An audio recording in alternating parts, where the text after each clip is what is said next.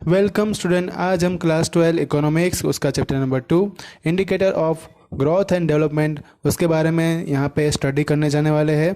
तो डायरेक्टली हम ये चैप्टर स्टार्ट करते हैं। ओके, पहली स्लाइड में आ रहा है meaning of the economic growth, उसमें उसकी डेफिनेशन। तो प्रोफेसर हंसन के हिसाब से अगर देखा जाए तो economic growth refer to growth rate of national income or rise in total quantum of the goods and service. अगर ग्रोथ रेट जो है वही मतलब नेशनल इनकम का उसका ग्रोथ रेट, या तो हम कह सकते हैं कि जो गुड्स एंड सर्विस में जो राइज होता है उसका टोटल क्वांटम, वही क्या होता है economic growth. According to Simon Kuznets के हिसाब से अगर देखें तो long term increase in capacity of country to supply diverse economic goods to its people is known as a economic growth. मतलब कि लॉन्ग टाइम तक अगर हम कंट्री को इतनी कैपेसिटी रखते हैं कि अपनी जो इकोनॉमिक गुड्स सप्लाई कर सके उसके लोगों को, तो उसको क्या बोलते हैं इकोनॉमिक ग्रोथ। नेक्स्ट में है उसकी limitation. Economic growth takes into consideration only the quantitative change. मतलब कि इकोनॉमिक ग्रोथ है उसमें सिर्फ क्वांटिटी जो है चेंज वही कंसिडर होता है। In economic growth there is a rise in national income and per capita income, but institutional and psychological factor remain as before. Economic growth के अंदर नेशनल इनकम और जो पर कैपिटा इनकम है वही उसमें एक फैक्टर, मतलब कि वही बदलता है, बाकी सब जो है वो तो सेम एज सेम ही रहने वाला है। दूसरा पॉइंट यहाँ पे ये बताता है कि नेशनल इनकम और पर कैपिटा इनकम जो है उसमें इकोनॉमिक ग्रोथ में बढ़ती है, बाकी जो इंस्टीट्यूशनल फैक्टर जो है और साइकोलॉजिकल फैक्टर है वो तो सेम ही रहने वाले हैं।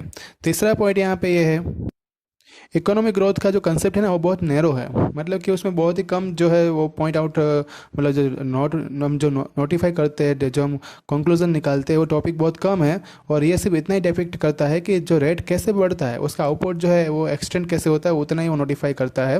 फोर्थ पॉइंट जो है उसमें ये कंसेप्ट है कि इकोनॉमिक ग्रोथ का कंसेप्ट जो है वो पीपल के वेलफेयर के लिए या उसको समझने के लिए ज़्यादा यूज़फुल नहीं है। ऐसा क्यों? क्योंकि ये तो जो है वो पर अब जो पॉलिटिक्स में मतलब जो नेता, मतलब जो आगे जो पूरे देश को संभाल रहे हैं उनके लिए इकोनॉमिक ग्रोथ फैक्टर जो है उनको ये सब कुछ समझना है, ज़्यादातर उनके अंदर ये पूरा जो है उनकी स्टडी जो है वहाँ पे होती है। नेक्स्ट स्लाइड में है इकोनॉमिक डेवलपमेंट। तो माइकल टोडेरो के हिसाब से अगर देखें तो इकोनॉमिक डेवलपमेंट तो एक मल्टी डायमेंशनल प्रोसेस है। दूसरी लैंग्वेज मतलब दूसरी भाषा में जो जीएम मायर ने भी इकोनॉमिक डेवलपमेंट को है डिफाइन किया था, तो उसके हिसाब से क्या बताया गया कि अगर यहाँ पे एक इकोनॉमिक डेवलपमेंट जो है एक ऐसी प्रोसेस है जहाँ पे there is a no increase in population, कोई पॉपुलेशन बढ़ती नहीं है जो बिलो पॉवर्टी लाइन के नीचे जी रही है, एंड दूसरा डिस्ट्रीब्यूशन ऑफ इनकम जो है वो इंक्रीज नहीं होता है, और इनइक्वालिटीज़ जो है वो भी जो है वो बढ़ती नहीं है, और कंटिन्यूसली जो है उसकी पर कैपिटा इनकम जो है लोगों की वो कंट्री में रहने वाले लोगों की बढ़ती रहती है, ये भी लॉन्ग पीरियड ऑफ टाइम तक बढ़ती है, तो उस कंसेप्ट को बोला गया इकोनॉमिक डेवलपमेंट। नेक्स्ट स्लाइड में है इकोनॉमिक डेवलपमेंट की कैरेक्टरिस्टिक्स। तो पहली कैरेक्टरिस्टिक्स उसकी है कंटिन्यूस प्रोसेस। इकोनॉमिक डेवलपमेंट भले स्लो होगा लेकिन ये स्ट्रॉन्ग प्रोसेस है, और ये ऑर्डर और डायरेक्शन उसमें डिटरमाइन मतलब पहले से ही पता होता है। कोई भी कंट्री की अगर हम बात करते हैं तो डेवलपमेंट प्रोसेस जो है वो स्टार्टिंग में तो बहुत इजीली जो है स्टार्ट हो जाता है और फास्ट होती है, लेकिन उसको बाद में मेंटेन करना बहुत ही डिफ़िकल्ट टास्क हो जाता है। Process of development usually fast initially, मतलब कि पहले तो बहुत फास्ट चलेगा, लेकिन जैसे टाइम चलता जाएगा वैसे वैसे वो स्लो होती जाएगी। दूसरा जो है उसमें quantitative and qualitative change take place. Economic development जो है उसमें आउटपुट है वो जैसे क्वांटिटेटिव जो रिसर्च होता है उसकी वजह से बढ़ता है। दूसरा जो है अगर कोई प्रोडक्ट है उसका इंप्रूव होता है, वो क्वालिटेटिव जो है वो क्वालिटेटिव बताता है, क्योंकि अब उसमें बात करें तो ज़्यादा कौन सा इंप्रूवमेंट ज़्यादा होगा, तो क्वालिटेटिव टाइप का इंप्रूवमेंट जो है वो ज़्यादा दिखने को मिलता है इकोनॉमिक डेवलपमेंट के अंदर। तीसरा पॉइंट जो चेंज इन डिमांड क्या है, जैसे इनकम लोगों की बढ़ती है तो डेवलपमेंट जैसे जैसे होता जाता है वैसे उनका टेस्ट भी बदलता है। मतलब लोग जो है इनिशियल स्टेज पे ऐसी डिमांड रखते हैं कि उसकी प्राइमरी या तो बेसिक गुड्स की नीड्स जो है वो सेटिस्फाई होती जाए, और जैसे उसकी डिमांड और ज़्यादा बढ़ेगी तो वो कंफर्ट और लग्जरीज गुड की डिमांड बढ़ाएगी। तो ये सीधी बात है कि कोई भी इंसान जब वो कोई अर्निंग करता है, राइट, तो जैसे उसका अर्निंग बढ़ता है, उसका सैलरी बढ़ता है, तो वो ज़्यादा विशेष रखता है और ज़्यादा कंफर्ट वाली लाइफ जीना चाहता है। वैसे ही एक चेंज इन डिमांड जो वो इकोनॉमिक डेवलपमेंट में देखने को मिलती है। फोर्थ पॉइंट उसमें है labour become more dynamic. Development जो है वो एजुकेशन में लेबर को इंक्रीज कर देता है, मतलब उसकी एजुकेशन वाला जो टॉपिक है एजुकेटेड बनाता है ज़्यादा, और उससे वो पर्सन जो रहेगा वो ज़्यादा ही डायनेमिक बनता जाएगा। Increase in capital in formation, capital formation जो है डेवलपमेंट के अंदर जो है वो डिमांड बढ़ते हुए होने से अलग अलग कमोडिटीज़ जो होगी, नई नई एंटरप्राइज जो है वो आगे आएगी, और उसका जो इन्वेस्टमेंट का जो रेट होगा कैपिटल फॉर्मेशन उससे बढ़ेगा। नेक्स्ट उसमें है चेंज इन टेक्नोलॉजी। अगर कोई मतलब there is shift in dependence from the fire and water based technology to coal and iron based technology, मतलब कि वाटर और फायर वाली जो टेक्नोलॉजी है अगर कोल और आयरन बेस्ड टेक्नोलॉजी में कन्वर्ट होती है तो सीधी बात है कि वहाँ पे डेवलपमेंट फास्टर देखने को मिलता है। यहाँ पे हम देखते हैं टोरेंट पावर जो है वो क्या करता है, तो अपना कोल जो बिहार में से प्रोड्यूस होकर आता है तो वहाँ से डायरेक्टली अपने सिटी में उसका क्या इलेक्ट्रिसिटी बना के हम यहाँ पे कन्वर्ट करते हैं। तो यहाँ पे इकोनॉमिक ग्रोथ है, वो इकोनॉमिक डेवलपमेंट जो है वो दोनों ही चीज़ यहाँ पे देखने को मिली। क्यों, पहले तो कोल ही था ना, लेकिन कोल का हमने क्या बनाया, इलेक्ट्रिसिटी। तो इलेक्ट्रिसिटी बनाने से क्या हुआ कि वो टेक्नोलॉजी बदल गई और उससे फास्टर डेवलपमेंट देखने को मिला। सेवंथ पॉइंट जो है after particular stage development become self motivating. थोड़े टाइम के बाद, थोड़े स्टेज के बाद डेवलपमेंट जो है वो अपने आप ही मोटिवेट करता रहता है, अपने आप सब कुछ सिखाता रहता है। नेक्स्ट साइड में है उसकी limitation of economic development. Economic development ने हमें ये तो देखा कि नेशन का कितना प्रोग्रेस होगा, इकोनॉमिक सिनेरियो कैसे बदलता जाएगा रियल सेंस में, वो हमने देखा। लेकिन यहाँ पे ह्यूमन डेवलपमेंट की कोई बातें नहीं बताई गई, मतलब ह्यूमन प्रोग्रेस कितनी होगी वो हम इकोनॉमिक डेवलपमेंट से जान पाएंगे नहीं। दूसरा पॉइंट यहाँ पे ये है कि इकोनॉमिक डेवलपमेंट कभी जो है इकोनॉमिक ग्रोथ को मेज़र नहीं कर पाता है। ये इकोनॉमिक डेवलपमेंट को मेज़र करना बहुत ही डिफ़िकल्ट टास्क है, क्योंकि इकोनॉमिक डेवलपमेंट में ये बताया जाता है कि किस तरह से जो सोसाइटी जो है उसमें कैसे वो चेंजेस आते गए, तो उसको मेज़रमेंट कर पाना बहुत ही डिफ़िकल्ट टास्क रहेगा, उसको डिराइव कर पाना भी डिफ़िकल्ट टास्क रहेगा। थर्ड पॉइंट यहाँ पे ये बताया गया कि जब इकोनॉमिक डेवलपमेंट होता है तो स्टैंडर्ड ऑफ लिविंग है लोगों की इंप्रूव होती है। लेकिन अगर हम यही चीज़ अगर इंडिया में बात करें तो यहाँ पे इतना इम्प्रूवमेंट देखने को नहीं मिलता है स्टैंडर्ड ऑफ लिविंग में। तो हम कह सकते हैं कि इकोनॉमिक डेवलपमेंट जब बढ़ता है तो ज़रूरी नहीं है कि अपना स्टैंडर्ड ऑफ लिविंग भी बढ़ेगा। वो जैसा है वैसा सिंपल तरीके से जो लोग जो यहाँ पे अपनी लाइफ गुजारते हैं या तो जैसे वो जीते हैं वैसे ही वो जी सकेंगे। और इकोनॉमिक ग्रोथ जो है वो एक स्टैंडर्ड ऑफ लिविंग बताता नहीं, वो ये इससे प्रूव होता है। नेक्स्ट स्लाइड में है difference between economic growth and economic development. Economic development जो है एक प्रोसेस है, इकोनॉमिक ग्रोथ है एक अकरेंस है।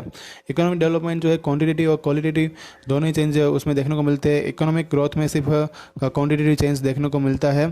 इकोनॉमिक डेवलपमेंट में यूटिलाइजेशन जो है रिसोर्सेज का वो एक क्वेश्चन खड़ा होता है। इकोनॉमिक ग्रोथ में ओनली अवेलेबल रिसोर्सेज पे ही उसका डिस्ट्रीब्यूशन कैसे करना है ऐसे क्वेश्चन आते हैं। जहाँ इकोनॉमिक डेवलपमेंट की बात करें तो उसमें वो डेवलपिंग कंट्री के लिए लागू होता है। इकोनॉमिक ग्रोथ जो है वो डेवलप कंट्री के लिए ही अप्लाई होता है।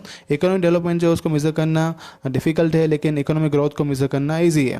कंसेप्ट जो है डेवलपमेंट का वो ब्रॉड है, कंसेप्ट है ग्रोथ इकोनॉमिक ग्रोथ का वो नैरो है। इकोनॉमिक डेवलपमेंट जो है वो डिस्ट्रीब्यूशन जो रहता है पर कैपिटा इनकम का उसके साथ रिलेशन रखता है। इकोनॉमिक ग्रोथ जो है वो पर कैपिटा इनकम के साथ ही जब वो इंक्रीज होती है उसके साथ ही वो रिलेशन रखता है। इकोनॉमिक डेवलपमेंट जो है स्लो प्रोसेस है, इकोनॉमिक ग्रोथ रैपिड प्रोसेस है। Economic development is not a possible without economic growth, economic growth is possible without economic development. Next slide में है इंडिकेटर्स ऑफ डेवलपमेंट। उसके 4 इंडिकेटर जो है उसके बारे में हम यहाँ पे डीप में स्टडी करेंगे। पहला है rate of growth of national income, rate of growth पर capita income, quality of life, physical quality of life index और ह्यूमन डेवलपमेंट इंडेक्स मतलब HDI। उसमें पहला आ रहा है rate of growth of national income. अगर हम बात करें तो कोई भी कंट्री की अगर उसका इकोनॉमिक डेवलपमेंट हो रहा है तो हम कह सकते हैं उसकी कंटिन्यूसली जो लॉन्ग पीरियड ऑफ टाइम तक उस कंट्री की जो नेशनल इनकम है वो बढ़ती जाएगी, तो उसका ग्रोथ जो है वो हो रहा है, इकोनॉमिक डेवलपमेंट हो रहा है। अगर जो नेशनल इनकम बढ़ने का जो रेट होगा अगर बहुत ज़्यादा हाई होगा तो हम कह सकते हैं उसका डेवलपमेंट भी हाई होगा। अगर वो कम होगा, लो रेट पे होगा तो डेवलपमेंट भी लो होगा। अगर नेशनल इनकम जो है वो बढ़ती नहीं है तो उसका मतलब वो ये उसका उल्टा हो रहा है, नेशनल इनकम डिक्रीज हो रही है तो हम कह सकते हैं तो अंडर डेवलपमेंट में जा रहा है, तो वो नेगेटिव डेवलपमेंट बताता है। ये इंडिकेटर के हिसाब से हमें रियल इनकम जो है वो कंसिडर करनी होती है, ना कि सिर्फ मनी वाली इनकम। तो यहाँ पे नेशनल इनकम जो है वो करंट प्राइस के हिसाब से सेट नहीं होती है, कैलकुलेट नहीं होती है। ये कांस्टेंट प्राइस जो रहती है, कांस्टेंट प्राइस के हिसाब से नेशनल इनकम जो है वो कैलकुलेट होती है। नेक्स्ट स्लाइड में है limitation in accepting the national income as a indicator of of economic development में नेशनल इनकम को इंडिकेटर के फॉर्म में एक्सेप्ट तो किया, लेकिन उसकी क्या क्या लिमिटेशन थी। तो उसके अंदर 3 लिमिटेशन है। Difficulty in calculating the true national income, दूसरा है पॉपुलेशन और तीसरा है different method of calculating national income. Next slide में आ रहा है ग्रोथ रेट ऑफ पर कैपिटा इनकम। कोई भी कंट्री की अगर पर कैपिटा इनकम जो है वो लॉन्ग पीरियड ऑफ टाइम तक बढ़ती रहती है, कंटिन्यूसली बढ़ती जाती है, तो हम कह सकते हैं कि इकोनॉमिक डेवलपमेंट वहाँ पे हो रहा है। पर कैपिटा इनकम जो है वो एवरेज इनकम है पर हेड। पर कैपिटा इनकम जो है वो ग्रॉस नेशनल इनकम जो है कंट्री की बताती है, और उसको हम डिवाइड करें अगर पॉपुलेशन से, वो क्या है एक्चुअली, तो उसकी डेफिनेशन दी हुई है कि ग्रॉस नेशनल इनकम को पॉपुलेशन से डिवाइड करने से हमें पर कैपिटा इनकम मिलती है। ये इंडिकेटर जो है वो पॉपुलेशन कंट्री, मतलब यहाँ पे पॉपुलेशन कंट्री का वो भी काउंट होता है, और पर कैपिटा इनकम जो है एक सुपीरियर इंडिकेटर है काउंट करने के लिए, क्या नेशनल इनकम को काउंट करने के लिए एक इंडिकेटर के फॉर्म में कंसिडर होता है। फोर्थ पॉइंट है यहाँ पे कंट्री का पर कैपिटा इनकम अगर राइज होता है, बढ़ता है, तो उसका मतलब ये कि वहाँ पे डेवलपमेंट भी फास्ट हो रहा है। और पर कैपिटा इनकम अगर स्लो रेट से जाता है तो डेवलपमेंट वो स्लो है। अगर पर कैपिटा इनकम जो कांस्टेंट है तो वहाँ पे स्टेग्नेशन देखने को मिलता है, और उसका पर कैपिटा इनकम अगर गिरता है नीचे तो डेवलपमेंट वहाँ पे नेगेटिव है, ऐसा हम कह सकते हैं। अब पर कैपिटा इनकम जो है उसको इंडिकेटर के फॉर्म में कंसीडर तो किया, लेकिन उसमें भी थोड़ी लिमिटेशन है कि उसको एक्यूरेट क्यों उसी को कंसीडर नहीं कर सकते। तो उसमें 5 लिमिटेशन बताई गई है। पहली लिमिटेशन ओनली एस्टिमेट है। Difficulty in calculation of national income and per capita income. पर capita income show the only an average and difficulty in comparison. और 5th पॉइंट उसमें है डेस्क्रिप्टिव इंडिकेटर। पर कैपिटा इनकम वो इनकम नहीं होती है जो सिटीजन जो है वो एक्चुअल इनकम से अर्निंग करता है। पर कैपिटा इनकम जो है वो एक इंडिकेटर है जिसमें बहुत सारी चीज़ें जो हाइड रहती है, तो हम नहीं कह सकते कि वो करेक्ट इंडिकेटर है। तो ये एक 5th पॉइंट था, डिसेप्टिव इंडिकेटर। साथ में आपको मैं एक बात ये भी बता देता हूँ कि 19 नंबर के पेज पे जो एक टेबल दिया हुआ है उसमें इंडिया का जो ग्रोथ रेट है वो 2014 मतलब 2014 में काउंट US डॉलर में हुआ था, और सर्वे हुआ था 2015-16 में। तो आपको याद रखना है कि इंडिया का जो ग्रोथ रेट था वो कितना था, 6%, मतलब 6% था। फिर एक 18 नंबर के पेज के ऊपर भी एक जो एक टेबल दिया हुआ है, उसमें annual growth rate of national income percentage में दिया हुआ है। तो उसमें नॉर्वे जो है फर्स्ट रैंक पे है, उसका जो एनुअल ग्रोथ रेट है कितना है, 2.2 है। उसके बाद अमेरिका, श्रीलंका, चाइना, और उसके बाद इंडिया का नंबर आता है जिसका ग्रोथ रेट है इंडिया का 7.3। तो ये थोड़े जो मतलब कि नंबर है, डिजिट है, वो आपको थोड़े याद रख के जाने पड़ेंगे। बाकी सब तो इतना जो है डिटेल में लिखना होता नहीं है, क्योंकि इतना ज़्यादा पूछते नहीं है। सब पॉइंट्स है उसके बारे में जितना लिखना है वो मैंने पूरा प्रेजेंटेशन में कवर कर लिया। ओके, तो नेक्स्ट पार्ट 2 जो है आपको बता दिया जाएगा। आपको कोई भी डाउट्स है तो उसको कमेंट बॉक्स में लिख के मुझे बताना। ओके, रिविज़न करते रहना, व्हाट्सएप पे आपको होमवर्क मिल जाएगा। Thank you all.